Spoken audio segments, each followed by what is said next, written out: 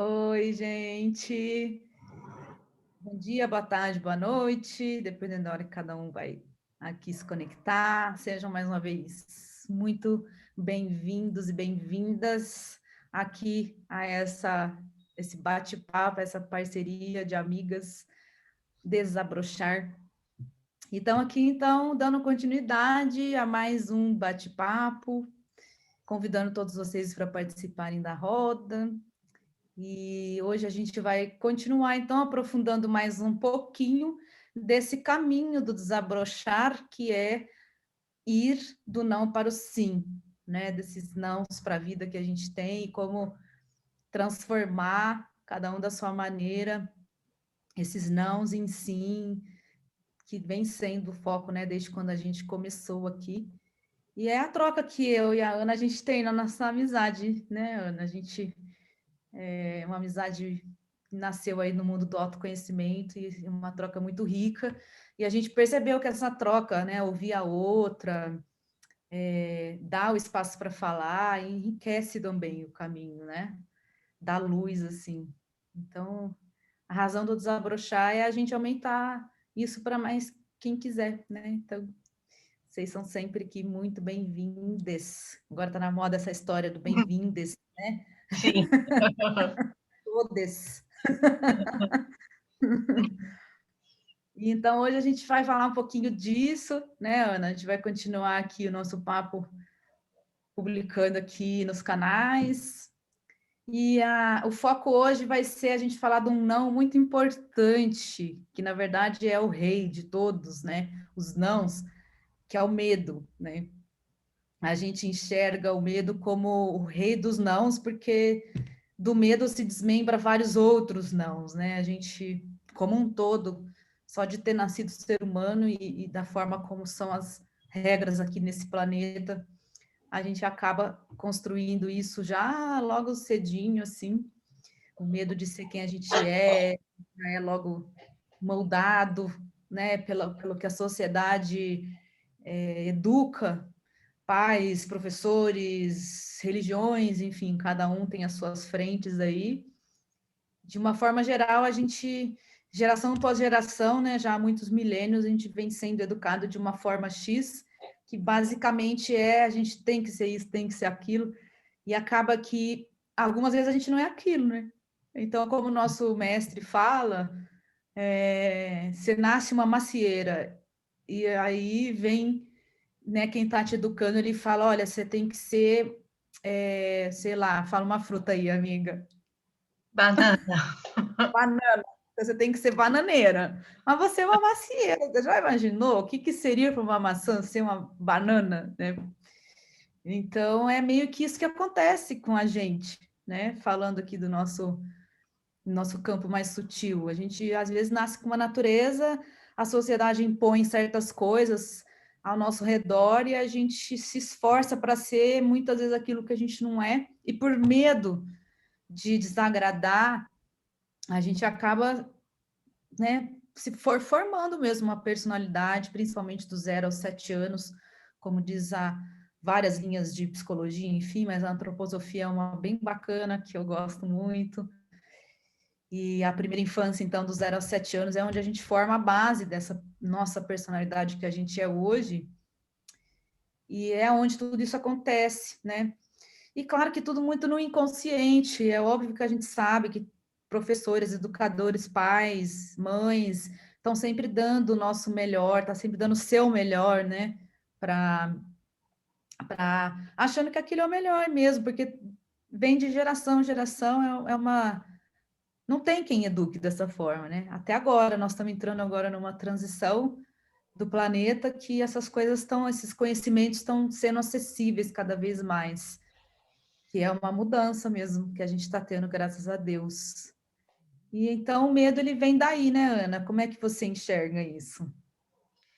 Então eu enxergo. Então, oi também. Bom dia, boa tarde, boa noite também, né? Como você falou. Eu vejo dessa maneira também, né? Que a gente está trazendo nesse canal essa ideia de cada um trazer a sua expressão para essa vida, que somos diferentes, né? E até isso que você está falando, muitas vezes, pela forma como a gente é ensinado a ser todo mundo igual. Até essa questão dos pais escolherem a profissão dos filhos e muitas vezes uma carreira que já está vindo da família, de outras pessoas, né? Mas às vezes não tem a ver com aquela pessoa especificamente, encaixar ela aí, né? Então a gente está falando desse lugar da expressão, né? E que pode dar muito medo da gente começar a trazer isso, né? Então acho que os medos são diversos, né? Então, medo de julgamento, né? O que vão achar de mim, né? Se eu começar a sair fora desse programa que me passaram, ou mostrar que eu Uhum. sou diferente dos outros, se tá todo mundo fazendo exatamente a mesma coisa, seguindo exatamente os mesmos passos, mas também caindo numa infelicidade, porque daí fica sem vida, né? Que vai acontecer, né? Se eu começar a Uhum. mostrar que eu sou diferente, o diferente incomoda, então muitas vezes vai chamar julgamento mesmo, né? Então eu acho que um dos medos é o medo do julgamento, né? Uhum. Um outro medo, né, nesse lugar que eu vejo, pelo menos, é o medo da falta, né? Uhum. É. Porque isso é um medo que é muito comum, né? Desde pequenininho a gente está agindo de um jeito e a gente a gente atribui valor emocional ao dinheiro, né? Então, dinheiro que significa segurança, né? Então, eu vou aprender um jeito de ser, porque assim eu entendo que eu vou ter casa, vou ter comida, vou ser amado. E aí, se eu começo a romper com isso, eu vou perder minha segurança também. Então, pode dar medo e desse lugar da falta de confiança mesmo na vida, porque a gente é muito condicionado, né? No que a gente é atendido pela vida, no que a gente não é atendido pela vida, né? E eu vejo que nesses processos de mudança mesmo, e mudança de um eixo mesmo, esse eixo que a gente está falando, que é o eixo da expressão mesmo, é um eixo muito importante, né? Até essa Uhum. coisa de transição de carreira, ou até mesmo você vai mudando a forma como você vai tratando o seu corpo. Às vezes você está usando o seu corpo para uma coisa, né? Então você usa o seu corpo para seduzir, você molda ele de um jeito. E de repente você começa a entender ali na terapia que isso não faz mais sentido. Então vai dar medo de se abandonar isso. É a mesma coisa, dá medo, né? De você abandonar o antigo para ir para o novo. Então, eu acho que um ponto muito importante é que nesses processos que a gente está chamando de desabrochar, vai vir esse lugar dessa sombra, porque a gente é muito criado, né, como sociedade nesse lugar, né? E eu acho que é um pouco por aí, né? Um pouco por aí que eu penso, que eu vejo, assim, né, de pacientes, falando de mim mesma também, né? Como que você vê isso, Isa? Ah, muito parecido. Na verdade, né, o medo é um assunto muito vasto.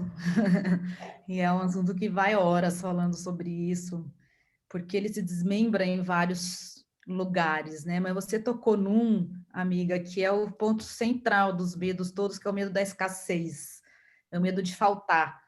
É a raiz de tudo, porque no medo de faltar a gente quer guardar o que é meu, e aí vem o egoísmo, cresce, né? E vem a proteger aquele meu, aí é meu, não pode ser seu, e aí a gente acaba se separando daquilo que é a nossa natureza, né? Que a nossa natureza é compartilhar, nossa natureza é fazer uma dança equilibrada entre o dar e o receber.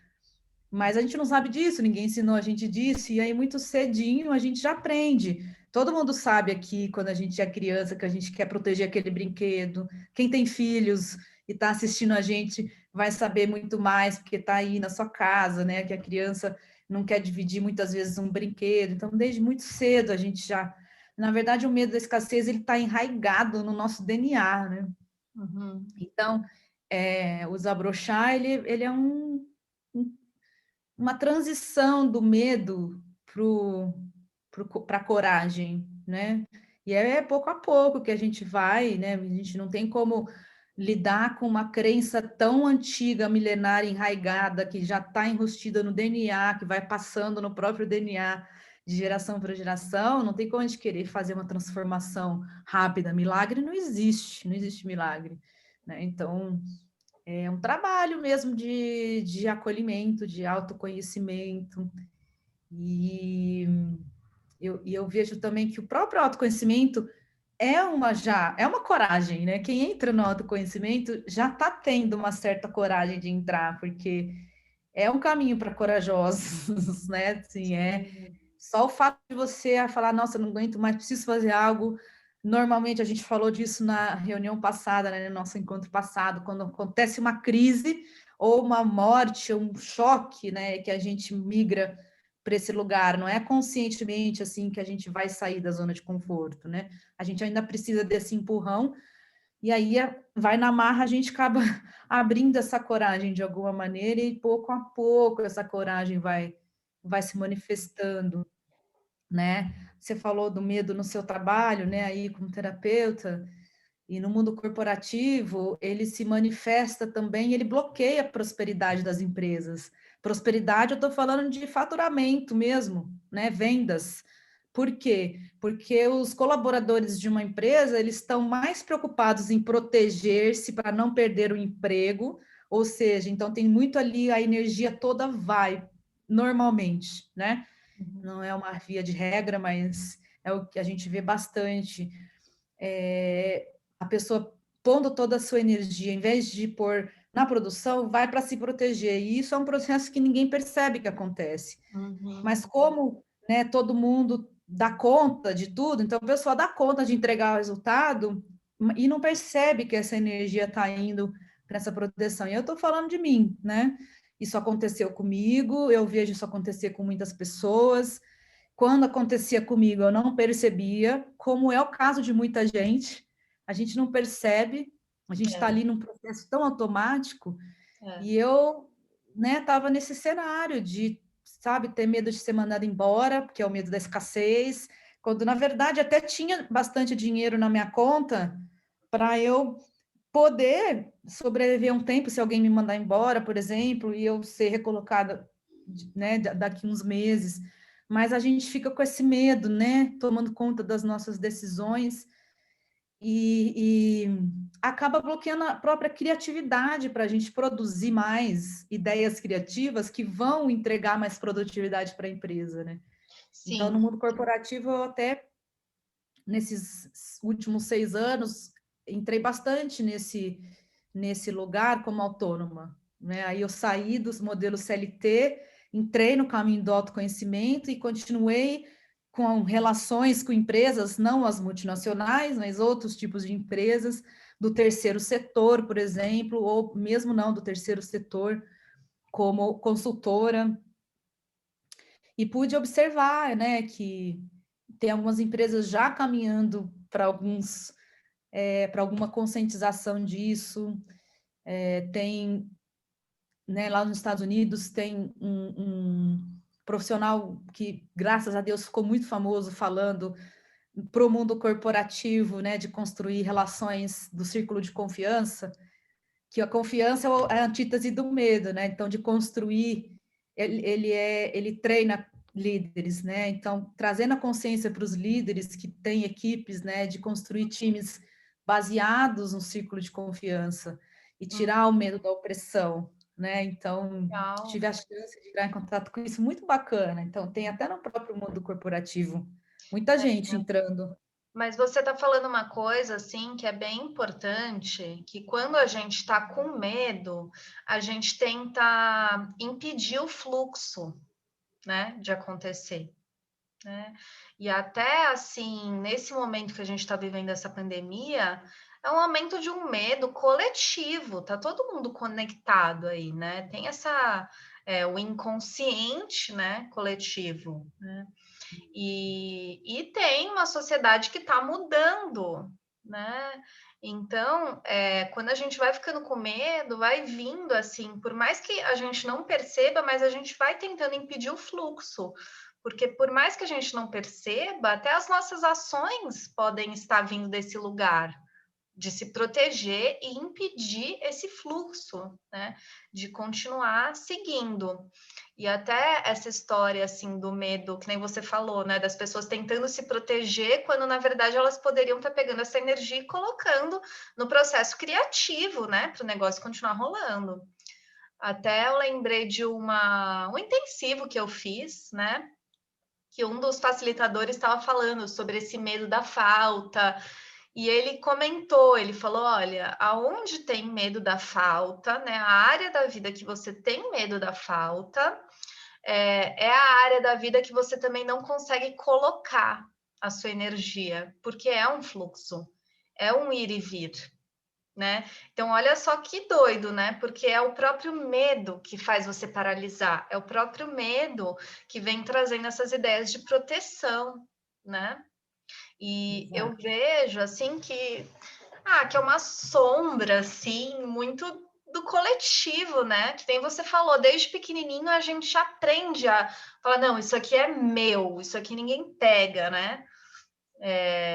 Desde pequenininho e até a gente vai vendo isso em tudo, né? Até na parte de conhecimentos, né? Então, esse é o meu conhecimento, né? E às vezes não quer dar, não quer oferecer para colocar nessa roda, né? De prosperidade mesmo, né? Eu sinto um É, pouco por aí. e até bloqueia as parcerias, né? Porque as parcerias, duas cabeças pensantes é melhor que uma, e mais é melhor Sim, ainda, né?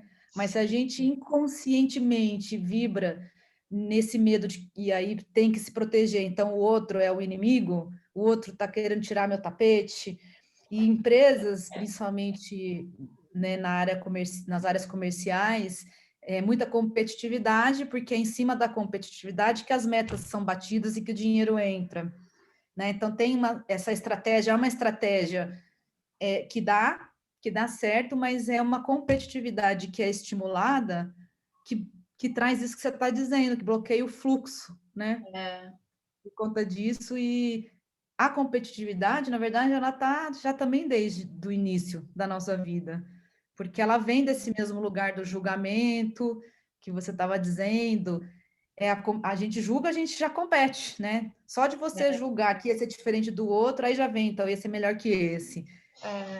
é Eu da nunca vou... ideia de que não tem para todos, né? É da Exatamente, falta de confiança, né? Então eu preciso competir, porque se não tem para todos, né? que vem desse medo da escassez. Você É, falou do coletivo que a gente está também hoje, né? Agora migrando um pouco para outro tipo de medo, que é o medo da morte, né? Nós estamos vivendo esse medo coletivo atual, é o medo da morte, né? Porque muita gente partindo assim, né? Muito, principalmente aqui no Brasil, né? A gente vivendo todas essas questões políticas, sociais, econômicas e como as coisas estão se dando. Então tá todo mundo vendo que a vida é por um fio, né? Assim, a gente é o medo da morte, é o pior medo que tem, né? É o pior medo que tem, porque é muito misticismo em cima desse assunto e trazendo para uma coisa mais simples, né? Que você estava dizendo do corpo, né? O que você estava falando mesmo da relação com o corpo, que a pessoa tem medo de largar uma relação antiga, porque ela estava recebendo alguma coisa assim, né? E tem todo um sistema de crenças nessa relação antiga. Então, por exemplo, numa compulsão, a pessoa geralmente tem uma ideia que ela tem muita liberdade, né? Desse jeito. É mentira, porque se você está se matando, né? Porque no fundo, né, pode gerar uma doença bem séria, né? Liberdade de não ter regra nenhuma, né? Enfim. Mas aí eu lembrei de trazer essa sua fala, porque é uma morte, né? Quando você passa a ter um novo relacionamento com o seu corpo, é uma morte você mudar um hábito, né? Porque para ter um novo hábito, você precisa deixar o velho para trás. Eu vou ter que carregar aqui minha bateria. Você tem que deixar o velho para trás, né? Para poder vir um novo hábito. Então, é uma morte, né? Então, eu quis fazer esse link, né? Sem falar da morte do corpo físico, porque aí a gente vai entrar em assuntos que a gente não é o nosso expertise aqui, nem nosso foco, mas é trazer as pequenas mortes que a gente vive em vida, né? Porque a própria transformação, o próprio processo de autoconhecimento são processos de morte, você não enxerga assim? Com certeza, assim, até isso da relação com o corpo, o que eu trabalho, né, com isso. Eu trabalho, tenho grupos de pessoas que estão comigo por conta da relação conflituosa com a comida e com o corpo, né? E o que eu percebo, assim, é que sempre, né, tem um pacto de guerra com os familiares para você manter essa destrutividade, sabe? Então, assim, sair disso também é ir saindo desse eu, né? Sim. Que está É nascendo compactuado. E eu vejo que para sair disso, assim, é uma baita digestão de todos os sentimentos, de você botar para fora, de se elaborar, né? O que ficou para trás ali, né? Até porque essas coisas no corpo, elas vão aparecendo de questões assim relacionadas à família mesmo, que não estão bem elaboradas. E também, assim, de você ter a coragem de botar um voto que dá para ser diferente, dá para ir além do padrão, né? Porque num padrão destrutivo tem muitos ganhos. Então, que ganhos são esses que você tem? Você está disposto, né? A abrir mão desses ganhos, porque as doenças têm ganhos, né? Ficar num papel ali numa doença tem ganhos, né? Então, por exemplo, numa anorexia nervosa, é muito comum a pessoa receber a atenção de todos os familiares, a pessoa também está controlando todo mundo, então tem os ganhos da doença. Então, você não está só mudando a forma como você se relaciona com o corpo, você está mudando a forma como você se relaciona com a vida, né? Mudando tudo isso. Então, acho que é que nem você falou, né? Um baita luto mesmo, né, Isa? E você trouxe a barganha, né, amiga? Esse ponto é bem importante, porque mesmo que não seja uma doença, mas esse seu exemplo é bem legal, até para estender para todos os nãos, porque todos os nãos têm uma barganha, né? A preguiça, por exemplo, é um não. A preguiça é casada com o medo, né? O medo casa com a preguiça, e a preguiça vira uma serviçal do medo, porque aí a pessoa ou paralisa, ou a pessoa começa a entrar num workaholic de fazer, numa fazeção que não tem tempo para nada, mas não está fazendo nada daquilo que realmente precisa, que é uma outra forma de paralisia, né? E então é a barganha, né? De você entrar em contato com o seu, de você conhecer os seus nãos para poder transformar, né? Não é para você conhecer seus nãos, para você ficar lá mergulhado na sombra, é para você entender que você não é aquilo, para você transformar, mas para isso começar a acontecer, é você saber que você não é aquilo. É como se você tivesse lá numa estrada, parado, imagina você tá lá na estrada, parado, vendo um monte de carro passar, esse monte de carro são os nãos, então não é você, né? Você está lá, nesse trabalho é muito importante a gente ter essa consciência, né? Os não são os carros, né? Não se identificar com os nãos e depois essas perguntas que você colocou, né? Perguntar por que você está aí, o que você está ganhando, né? Porque sempre tem uma barganha, sempre tem um interesse ali por trás da preguiça, do medo. E o Sim. medo ele tem um certo sentido, né? Ele tem uma certa proteção, ele tem um sentido biológico né, da parte mais instintiva do ser humano, porque o ser humano é uma mistura de animal mesmo, né? O cérebro reptiliano que está aqui embaixo, mas o nosso cérebro foi se desenvolvendo, né? A gente tem aqui, eu não sou especialista nisso, mas eu sei que a gente tem, o cérebro foi se desenvolvendo, a gente não é só essa parte, né? A gente tem uma inteligência superior que nos tira desse lugar do cérebro reptiliano, que é o cérebro instintivo animal, né? Então, o medo ele tem um papel ali, naquele mundo animal, de proteger, né? De sentir o perigo. Mas como o ser humano se desenvolveu para outras coisas junto com isso, a gente também tem outras inteligências ali para entender até onde o medo protege ou até onde o medo paralisa e saber que a gente não é nada disso. A gente é, né, uma essência de amor, de compaixão, de luz, e sempre se lembrar disso, né, amiga? Que a gente, o caminho do não para o sim é uma questão de foco, é uma questão de você conhecer os nãos que te impedem, mas se lembrar de que você não é o não, de você não ficar pondo foco naquilo, né? É de você pôr o foco em que você é, mas olhar para os nãos para poder transformá-los, né? No fogo do amor que a gente é Eu acho sempre. que esse último ponto que você está trazendo, eu acho que é essencial, né? Que é essa coisa de você saber voltar para você mesmo, para esse ponto de conexão interior, para entender que você não é, você estuda, né? Toda essa sombra, né? Mas que tem algo aí dentro de você que você precisa manter mesmo, né? Para você conseguir estudar essa destrutividade.